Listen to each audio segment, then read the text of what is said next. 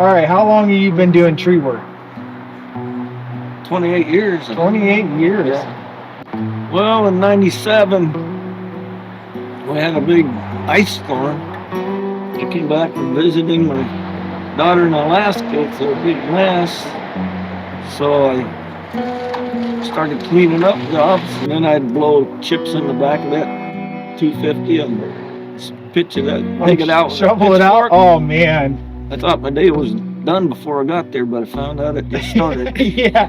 Oh, you're not supposed to advertise that one. You know. I nearly got killed once. Oh, yeah? Yeah, I got crushed by a log in the jaws of an excavator. Oh, my gosh. I should have been in history, but yeah, messed my back up a little bit. Climbed for 2 weeks and I could hardly slide into the seat, you know. But yeah, I survived that. Don't tell me there's not guardian angels. Yeah, it took me 2 weeks or so before I went to see a chiropractor for it. Yeah. And then I got 90% straightened out the first adjustment, and I thought, hey, this is good. Yeah. This will save my body, you know.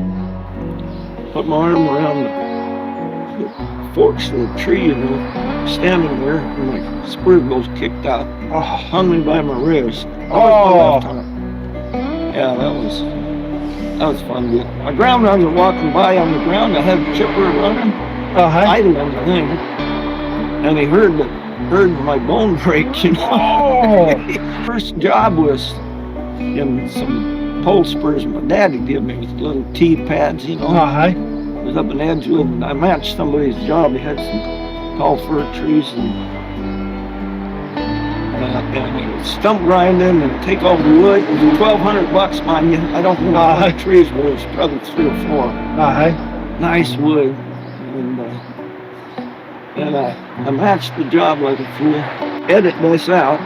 Yeah. I think I was in this tree by over the gazebo 7 hours. Oh, yeah. Well, you know, first job, you know. And I can remember I'd reach back here and tie a limb off, you know, instead of climbing up. Oh, yeah. And, but man, my shins were just raw from those little T-pad.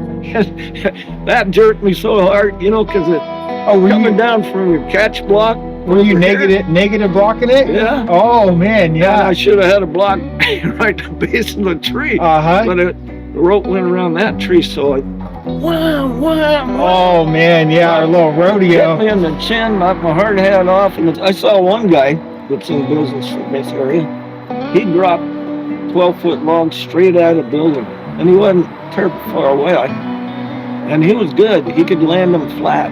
You better pick up on some of the hairy things you come across, and remember, you can kind of have an idea of what's safe and what's not from previous experience. And the ones that, well, you know, I've known guys that fell out of trees because the crotch failed.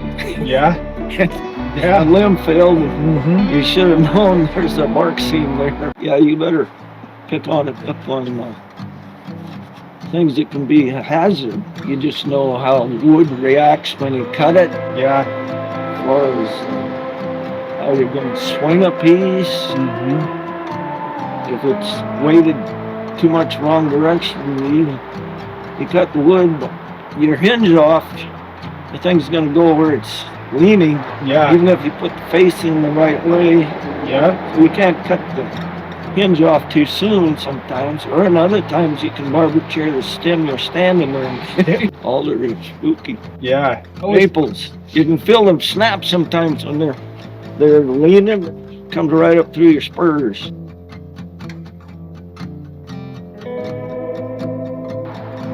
Maple, and I should have known better. Yeah. But I left the Dutchman in there. Cut enough. You got to cut that hinge off. It closes up on that Dutchman, and if you got too much wood on the hinge, it's gonna split that. Yeah. And it went up about 18 feet and stayed on the sliver. I was falling timber, and I was paid by scale, so your production work. You're trying to get as much done in a day's time, so you can get careless.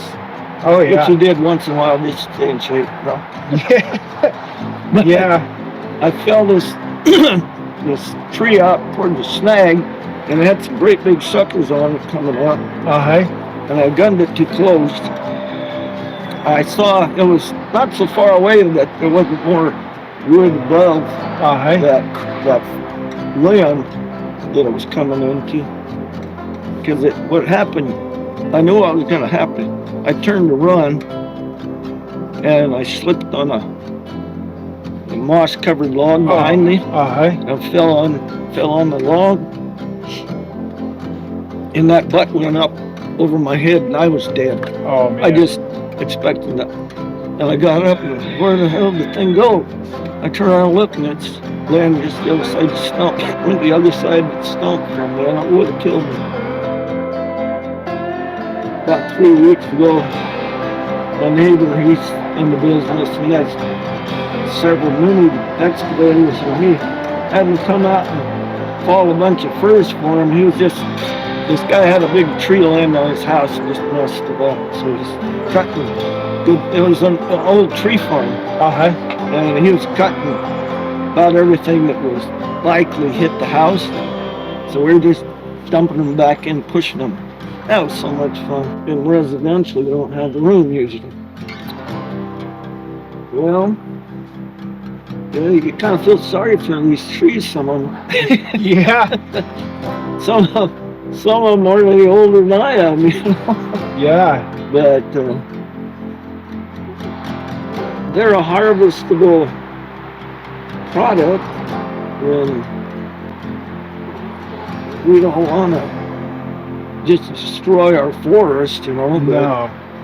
then again, there's a lot of defect in a lot of these trees around, and you know, you see how much, especially a lot of these cedars are rotten, and you get a lot of laminated root rot in Douglas fir. Yeah, I see them just green as can be, clear to the bud. Yeah. Take out houses, so you can't always be a tree hugger and sleep at night. Yeah. I've grown up in this kind of thing, you know, and logging industry, and then the tree service for 28 years. And so the outdoors it's a great thing. We gotta preserve what we can safely.